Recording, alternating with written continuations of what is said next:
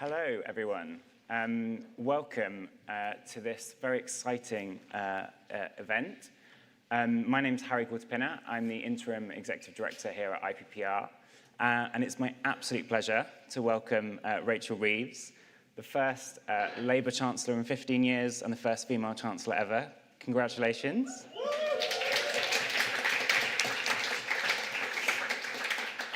And Heather Boushey, who's joined us all the way from the United States as a member of the President Biden's Council of Economic Advisors and a dear friend of IPPR, so thank you for coming and joining us here today.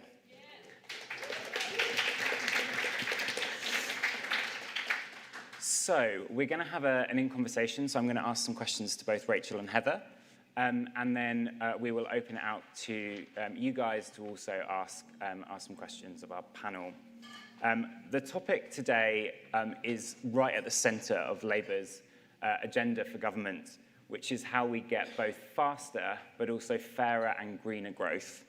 And as we know, advanced democracies around the world have struggled with both low growth, low productivity, but also unequal growth that has left many people in the country, here in the UK, but also in America and elsewhere, feeling locked out of prosperity for too long. And so Rachel's growth mission is at the heart of trying to correct that challenge and ensure that our politics and our economy delivers for everyone. So before I get into the detail of some of that challenge, Rachel, I wanted to ask you just how it feels 80 days in. I've noted that the tone of Labour's communication has obviously been honest about the scale of the challenges.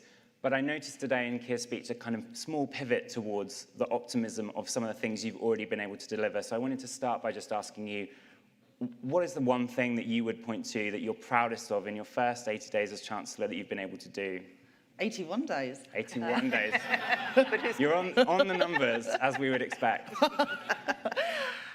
So I think some of the things we did in the first week to try and remove some of the barriers for business investment are the things that will have, I hope, the longest lasting impact, and we're continuing to build on those. So on the first weekend, we started to call in a number of planning decisions around data centres, housing, onshore wind.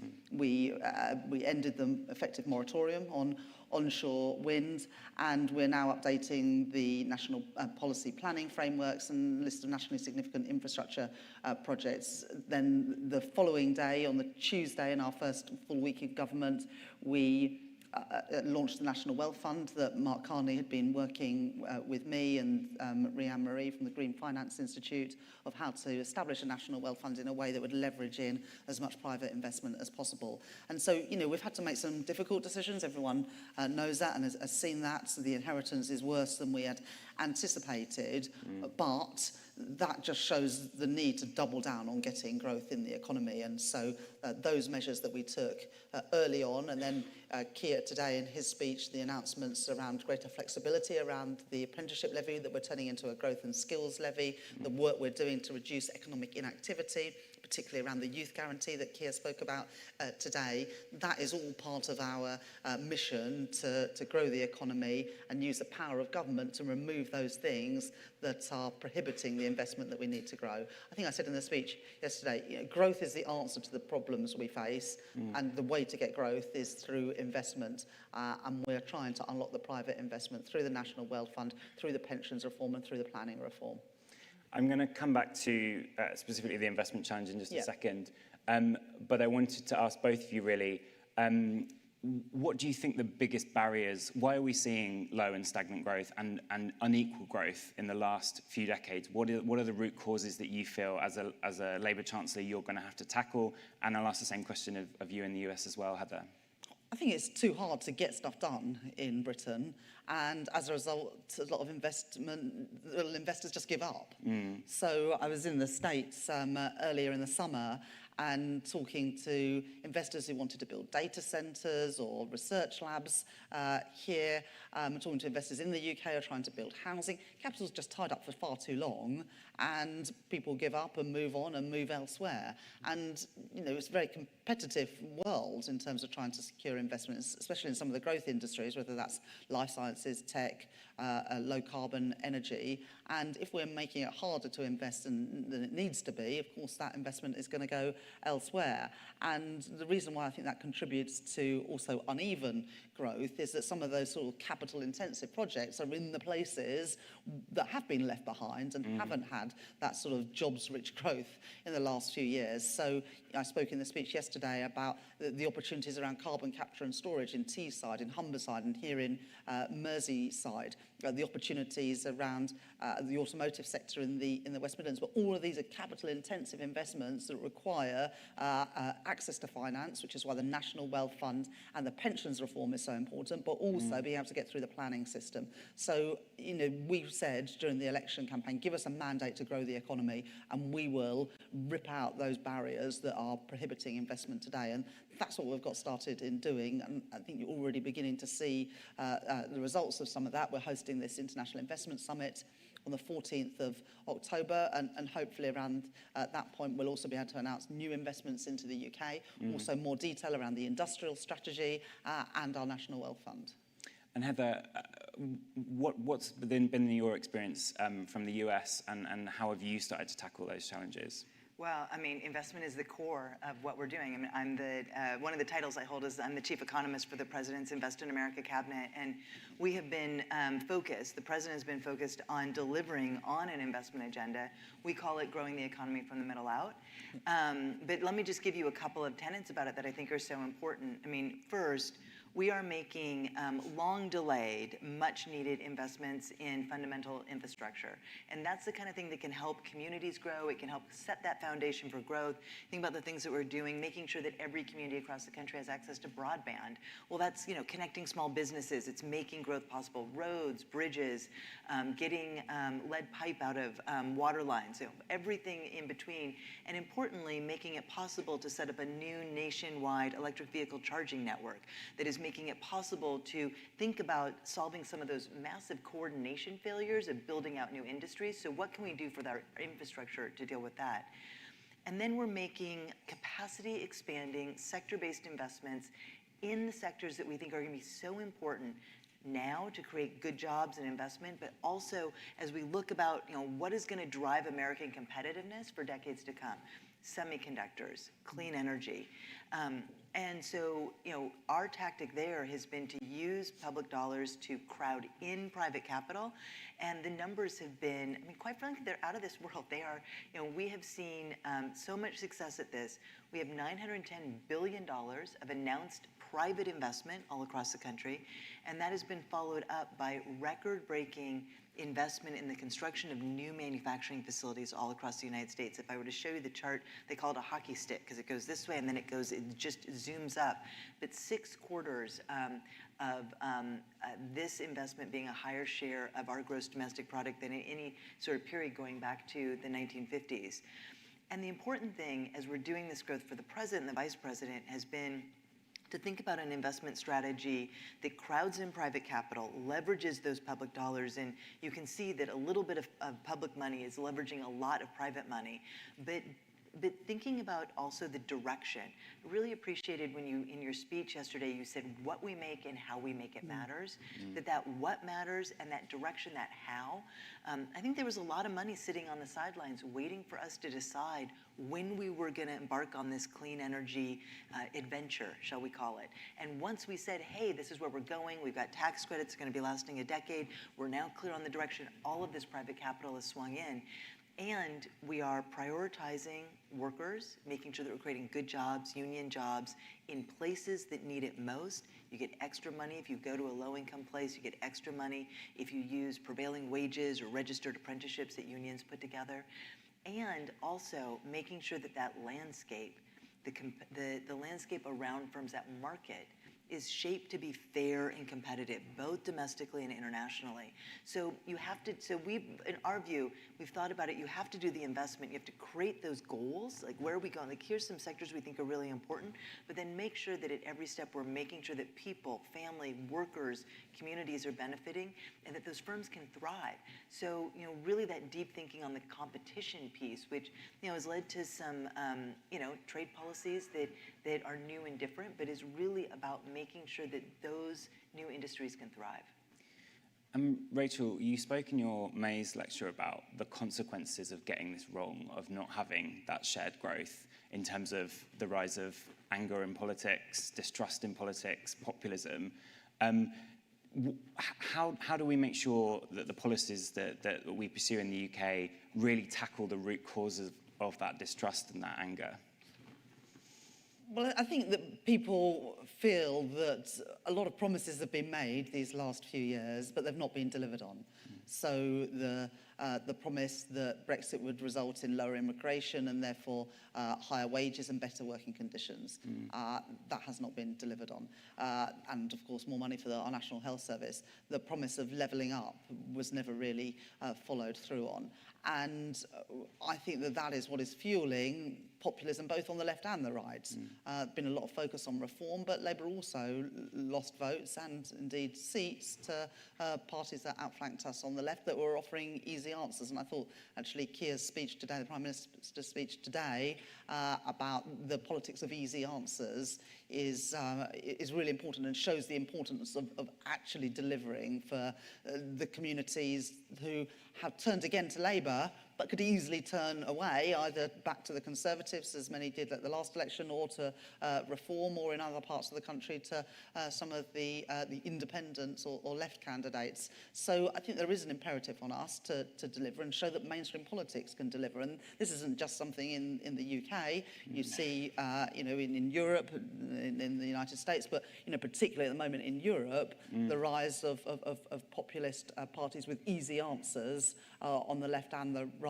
And I think the best way to guard against that is to deliver, but also tell a story about what you're trying to do. And, I think that, Heather and I have spoken a little bit about this sort of worry that despite the huge investment of President Biden, that it wasn't reaping political rewards. So I think that is starting to change as people start to see the impact. But I think one lesson from the United States is you have to crack on and do things quickly if you want voters to see the difference within one political term, which is why we haven't wasted any time in launching GB Energy and the National Wealth Fund and the planning reforms, etc., because we want people to see what I spoke about in the speech. Diggers in the ground, cranes in the sky, the sounds and the sights of the future arriving. People need to see that, and also they need to see in their wage packets wages starting to go up by more than the rises in prices. And that's about economic stability, keeping inflation and mortgage rates as low as possible, but it's also about good jobs in your area, paying wages that you can support a family on. And if we can get both of those bits right, the stability to keep prices and mortgage rates low, and also the reform to unlock the private investment that Heather has spoken about, I think we're in with a chance of showing that politics can make a positive difference for people's living standards, their communities, and their prospects for the future, not just for them, but also for our children. And Heather, just on that point, do you think people, you've been traveling the country around the US to see the impact of the Inflation Reduction Act and other bits of investment industrial strategy that President Biden has pursued? Are people feeling that? And talk a bit about this time lag issue of investment paying off in terms of a different economy. Yeah, well, you remind me of one of the things that we talked a lot about, last year and the year before was, one of our themes was promises made, promises kept. right? The Joe Biden and Kamala Harris made promises to the American people, and we kept them. We had, all of this legislation, we're following through on it, but it has taken time. And then I'm also reminded of something that President Obama used to say, which is that hard things are hard. Yeah. And actually building things is hard, and it takes time, building real things, right? And so, so a few things. Me and my colleague have been traveling around the country. We've visited over 15 states, and in all of these places, we're going to see the investments. What do they look like in communities, and how are communities taking them on? Because the thing about the federal government is we can create incentives. We can say, oh, we want to see growth, we want to see this investment, but that investment is happening in places. And how are those communities embracing or maybe not embracing? Like, what are they doing with that? How are they adding value to it? How are they then leveraging that for growth in their community? Because that's really what we want to see these communities grow. And so as we've been going around the country, we see a factory, and they're inventing something new, they're building something out. One of the most recent ones we went to was a firm that's making this specific way of doing fiber optic cable that makes it possible to extend across rural America. Very exciting to see. And then what was just as exciting was you have this investment in this new manufacturing facility, and they'll tell you, oh, this is possible because of the investments that you're making in infrastructure. You've created the demand. Great. They're creating all these jobs. And we do this roundtable with their economic development people, with electeds on both sides of the aisle coming together. And you can tell that they know each other, that they are having a dialogue in their community about how they're going to take advantage of this new growth, how they're going to make sure that the community college and the university are connected to what this new industry needs. I think that is really important, Totally, actually. So, we've got to make sure, this is what Kia was talking about today, about the foundational apprenticeships, because if you can't just create jobs, you've got to make sure that people have got the skills. That's pro-business, but it's also making sure that working people feel the benefits. When jobs come to their neighbourhood, their town, that they're going to be trained up at the local college to do those jobs. And, in our industrial strategy, we know that life sciences, low carbon industries, professional services, financial services, they're big growth sectors in the UK. But how can we make sure more young people are being skilled up at FE College and also through the apprenticeship programme to actually do those jobs? Because there is sometimes a feeling, I think, that fine, jobs are created, but do people in our town get those jobs? And that's something we need to make sure that different parts of the industrial strategy are joined up. 100%. We have all of these hubs all around the country, tech hubs, we have these workforce hubs, where the key is to connect those dots. And, we often think about, oh, the community college has to do this. Well, yeah, but the community college needs to work with the they need to work with the employer, so they have to have that connective tissue. And that often is less about money and more about how are we facilitating that conversation. And then I think one of the most important things in all of this is, do those young people, do the people maybe transitioning into new careers, do their parents, do they believe that we are in this for the long haul? Do they believe that this can be a career with upward mobility opportunities for them? And that is, I think, where the trust, right? We are working, promises made, promises kept. We are growing the economy from the middle out. We're working to build trust in the communities around the country, that this direction that we are encouraging the economy to go down is one that we are here, that is going to create the kinds of vibrant industries that can create good jobs for years to come. And so it's not just one thing, it's connecting the dots on the ecosystem around that we're seeing. And we're both really excited about this. I could tell it's so exciting to see it in communities and to see people from across the political aisle come together and be so filled with joy and excitement, and also understanding these are big challenges, right? When you're taking a community that was too long left behind, they have many different things that they may have to build homes, they may have to build elementary schools, but knowing that they now have the tools and the capacity, and that's what we're doing to help them. So yeah, good luck. No pressure. Can I ask a really kind of a wonkish question, but you did come to an IPR fringe. So you talked in your speech yesterday, Rachel, about rethinking how we think about investment, how the Treasury thinks about investment and the return on investment. And there's definitely been conversation about how the OBR scores some of this stuff as well.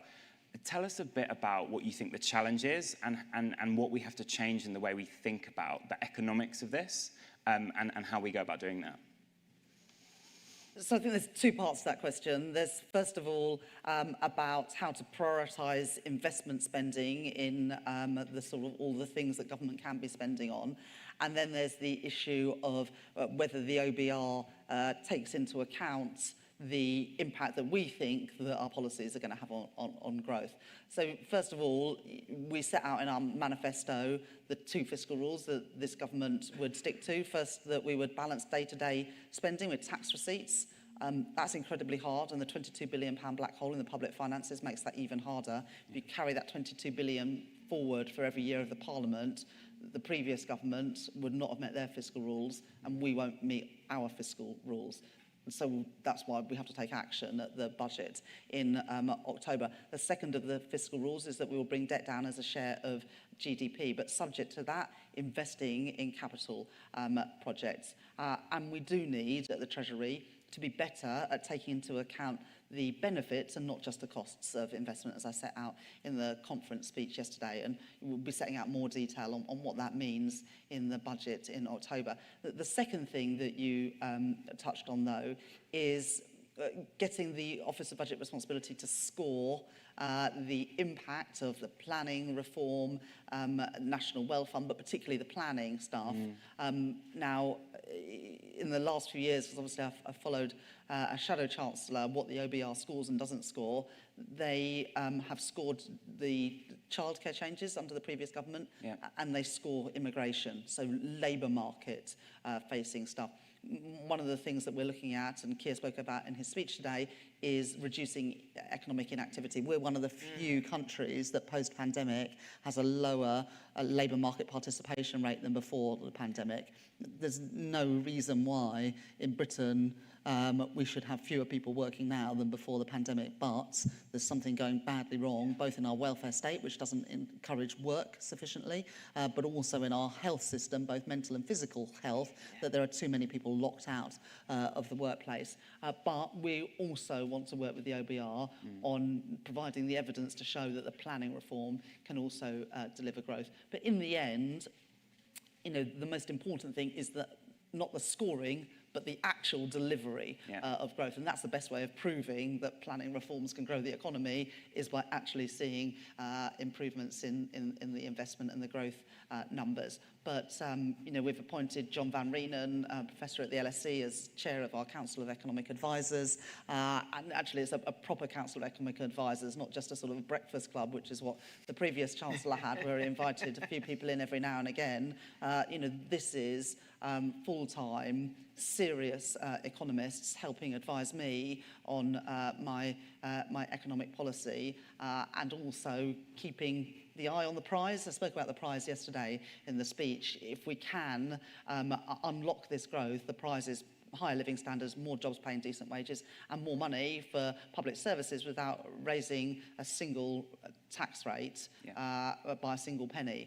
So keeping that eye on the prize is part of the role of the Council of Economic Advisors, to make sure that we keep focused on what are the growth-enhancing policies that we need to pursue, and not make the easy decisions, which is what the last government did, to always cancel the capital projects to keep day-to-day spending there. Now, obviously, we've got challenges around the day-to-day pressures in all our public services, but if we put off investment decisions, it makes the next spending review and the next budget even harder if you've choked off those things that could actually unlock the investment that can help grow the economy. Yeah, of course. A final question for me, and then I'm going to open out, because I'm sure many people in the room want to ask questions. There's obviously a bunch of objectives that you've set yourself as a government. Decarbonisation at pace, higher economic growth. There's also obviously a lot of talk about supply chain resilience, and President Biden has also pursued that. Are there trade-offs that you're going to have to make between those goals? Because for example, one of the quickest ways of achieving decarbonisation would be to import lots of the stuff. But if supply chain resilience is an objective, then that might be a tension. What's your view on those trade-offs, and how are you going to navigate that? I don't really accept that there are trade-offs in the medium term, because the problem with not caring about where things are made or who makes them is that shocks come along and actually you're forced to care about these things. And that's the problem, really, that in this sort of new age of insecurity that I think we are living in, where once in 100-year events seem to come along every couple of years, that we need to build resilience and greater security into our economic system. And that does mean having an eye on where things are made and who makes them. That doesn't mean, certainly not in a small, open economy like the UK, trying to do everything ourselves. You're a very different economy, but actually I think even for the US, working with allies and friendshoring, something that Janet Yellen talks about, that we need to work together to build more resilient supply chains, especially in areas that are important for our national security, including energy. Yeah. You know, we saw what happened when Russia invaded Ukraine and what happened to energy prices. Well, you know, if we hadn't got rid of our gas storage facilities and if we had a turbocharged investment in homegrown energy, then we wouldn't have been so reliant and so dependent on Russia or global oil prices in that event. And so I think that shows that actually that trade-off, it might exist in the very short run, but actually over any meaningful time horizon, it doesn't. Yeah. You've actually got to build security and resilience into your economy. And so things like investing in homegrown renewables, which are cheaper but also more secure in the face of those shocks, is a really integral part of building that strong and resilient economy and that stability that we need in the system. Heather, did you want to come in on anything else? Oh, I love this question. I mean, this is something we think about all the time, and I agree with everything that you've said in terms of the theory, what this means. You know, at this moment in time, we need to make sure that we are conscious of what the composition of our economies is. We learned this lesson during the pandemic, the supply chain shocks, the things we couldn't get. You know, many people had sort of been saying, hey, this is leaving us, there's a lack of resiliency, but resiliency costs firms, right? And we now have a global economy of all of these very complicated global supply chains. You know, how government intervenes in that, like the lack of data availability and the transparency are creating these new forms of fragilities. So how do we think about making sure that we aren't relying on monopolies to provide things that are super important, that we're thinking about the fact that energy security, access to affordable energy in a stable way, nothing could be more important to an economy that wants to grow. Yeah. It's just that, I mean, it's in everything, right? Energy it is so important. And for so long, the price of oil has defined how we've thought about energy, and we've been takers, we're all price takers, but we now are at the cusp of a new, as we build this new clean energy economy and these new global clean energy supply chains, we have to think about what resiliency is going to mean and what energy security is going to mean for every country. And, you know, yes, the United States is big, maybe we could make more things, but, you know, maybe we could make more of that supply chain, but you know, the reality is that we're going to continue to trade. It's super important. You know, specialization is important, but thinking about how we make sure that we are creating these global supply chains, particularly in energy, that can be resilient so that we can make sure that our economies can thrive. And I think that's going to also require us thinking about where in that supply chain each of our countries wants to be, what we want to make, and how we can work together to do what the climate scientists, I don't know if there's a lot of climate scientists in the room, but they tell us that the 2020s are the most important decade, that these are the years to really make that progress in this new transformation. And so much of this is manufacturing. Yeah. So that's also really shifted how we think about place-based manufacturing in the larger global economy. Fantastic. No trade-offs. Great. I'm going to open for I'm going to try and get 2 rounds of questions in. Lady at the front on the left, just here. If you just say who you are and questions rather than statements, please. Yeah, of course. Hi, my name's Amy Gibbons. I'm a reporter at The Telegraph. Just a quick one for Rachel first, if I may. I wanted to ask you why you're pushing the winter fuel vote back to tomorrow, the motion proposed by the trade unions. Is it because you're afraid that that you might lose?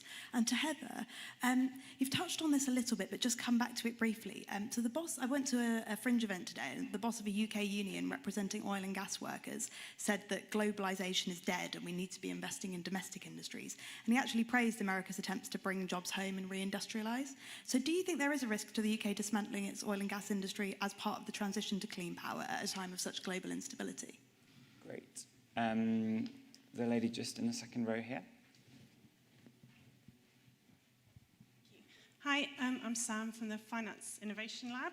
So access to basic financial products like credit is critical for individuals and SMEs to participate in society and contribute to economic growth. And at the moment, millions of people are locked out of access to affordable credit. In the States, as Heather will know, the Community Reinvestment Act mandated mainstream banks to work together with credit unions and CDFIs to increase that supply.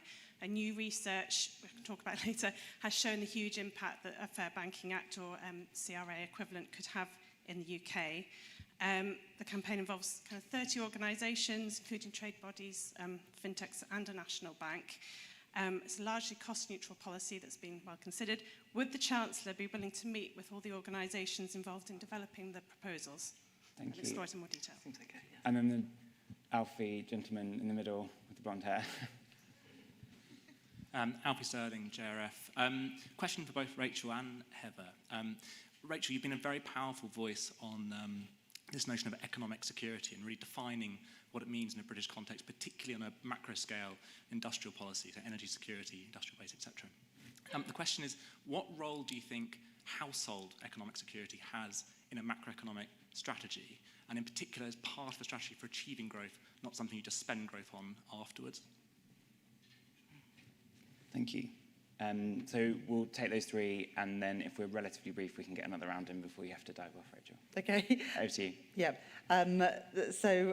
Amy, conference will vote on that motion, which I think includes fiscal rules, a wealth tax, and the winter fuel payment. But Parliament has already voted on this a couple of weeks ago, and there was overwhelming support for restricting winter fuel payment to just those pensioners on pensioner credit. And I think the reason why, in the end, MPs did vote that way is because of recognition that the triple lock does protect pensioner incomes. The triple lock means that the basic new state pension is worth £900 more this winter than it was a year ago.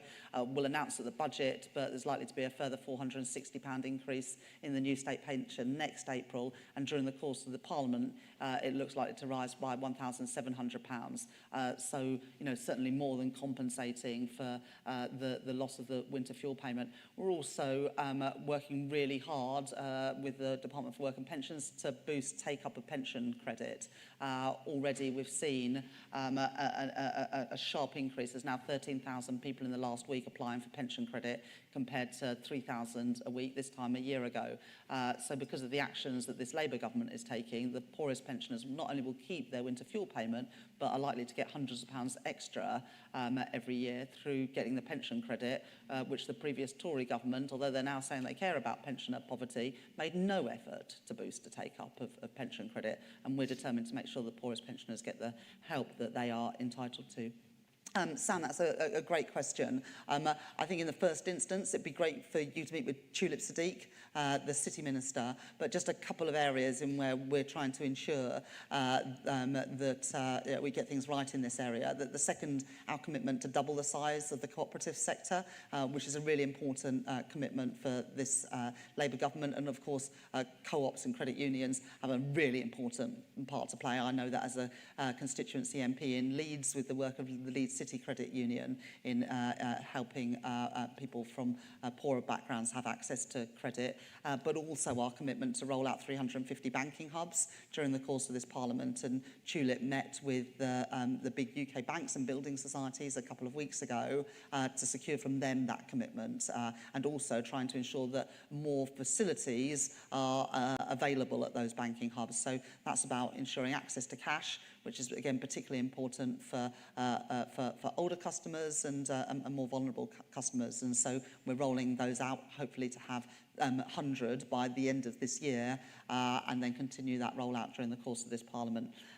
Alfie, it was a really great question about household economic security. And, you know, this budget that I'll be delivering in October has three key objectives. The first is about protecting the incomes of working people. Second, around starting to fix the problems in our health service. And third, about the rebuilding of our economic foundations. And that's why unlocking capital investment is so important. But the first of those is really around the resilience of family finances. You know, the last Parliament was the first Parliament ever where living standards were lower at the end of the Parliament than they were at the beginning. And our approach to boost living standards is both about ensuring the stability of inflation and bringing mortgage rates, interest rates down through that commitment to stability, fiscal stability, financial stability, and also that reformer agenda to unlock investment, to bring more good jobs, paying decent wages, particularly, as Heather and Harry have said, to parts of the country that really need that. So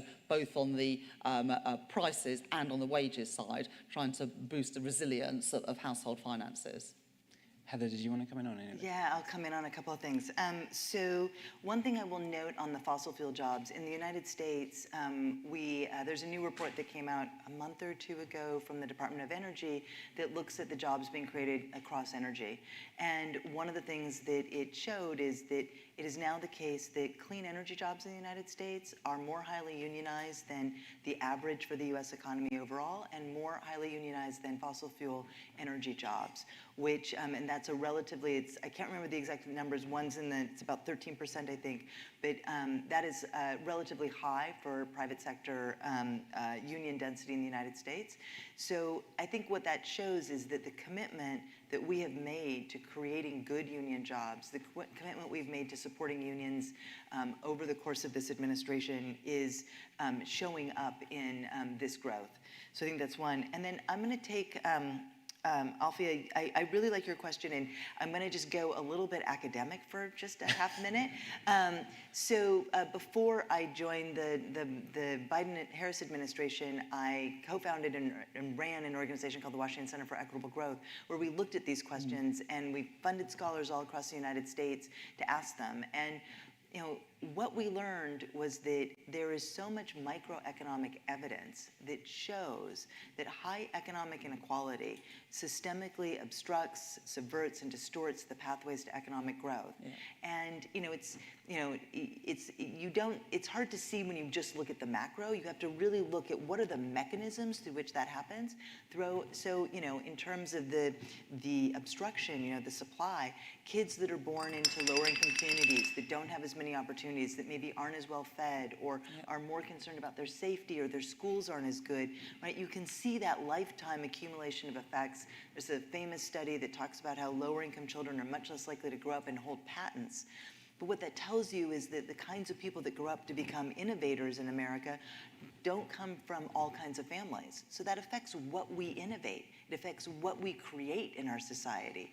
And then we also know from a lot of research that it affects what's demanded, right? So we see a lot of firms in the United States and a lot of retailers moving towards aiming at the high-end market, which means there's not as much diversity for lower income consumers.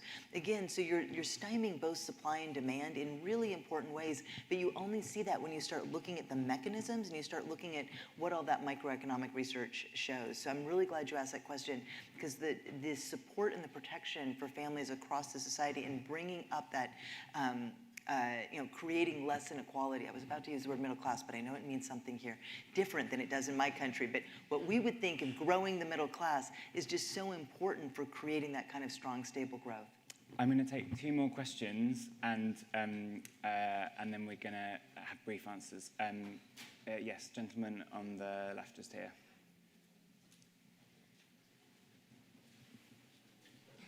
Do you want to put your hand up, Kieran? Yeah. Kieran Stacey from The Guardian.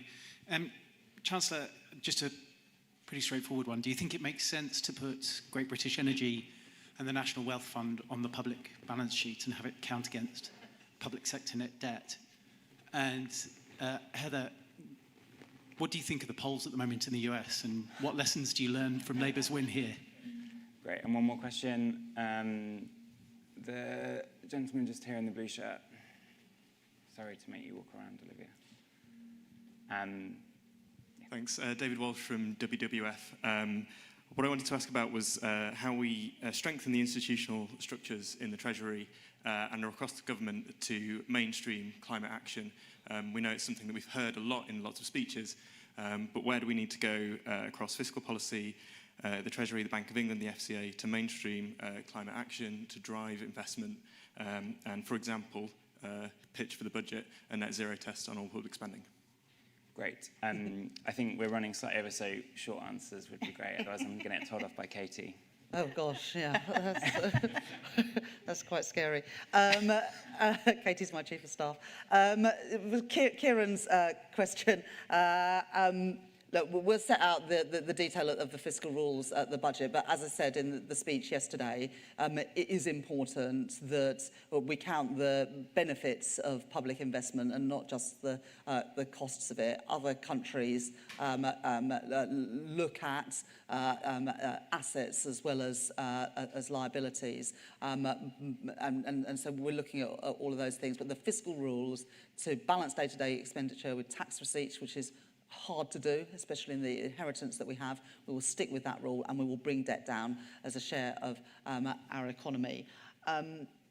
David's question, I understand why you sort of phrase it like that, but for me and for this government, the main focus is on how we can bring good jobs paying decent wages to all parts of the country and lower energy bills. And, you know, of course, that will also contribute to tackling the climate emergency that we know exists. But if we want to take people with us on this journey, the focus has got to be on how we can bring good jobs, paying decent wages, and reduce people's bills. And of course, that will require investing in low carbon and clean technologies. But the way to sell these policies and the way to mainstream them is to really focus on the jobs benefits and the cost of living benefits. I mean, Heather can speak for herself and the Biden-Harris administration, but it seems to me that lessons from around the world shows that that focus and that emphasis is the way to deliver what you would like to see, but in a way that takes people with you. Brief final remark, Yes, Heather? brief. I mean, I think it's, you know, we all know that climate change is bringing damages and that it's bringing these consequential changes. But I think for too long, we have not actually focused on the opportunities that it's bringing as we build out this clean energy economy. And that required the concerted action of a lot of countries all moving together at the same time. And that now we have a lot of work to do. I will one note, you know, in the United States, we've been doing a lot of work to incorporate climate damages and building out a new clean energy economy into our macroeconomic forecasting, working with ministries of finance from around the world. I know that I've actually met with the UK economists who are working on this and are doing incredible work. And that is helping us understand both the risks and opportunities of climate damage and to understand the economic consequences and how investing now in mitigation can help to lead to lower damages down the road. And I will just end on this, you know, note that I'm here in my official capacity as a representative of the Biden-Harris administration, so I will not be commenting on the polls. Thank you. Amazing. Well, look, it's been an absolute delight to host both of you here today. I said to Heather earlier today that today the sun would come out in Liverpool, and it has in fact done that, so that's delightful. We've done 35 events here at conference, so I just want to take this 1 second to thank Olivia and Holly in particular and our team who've performed amazing videos.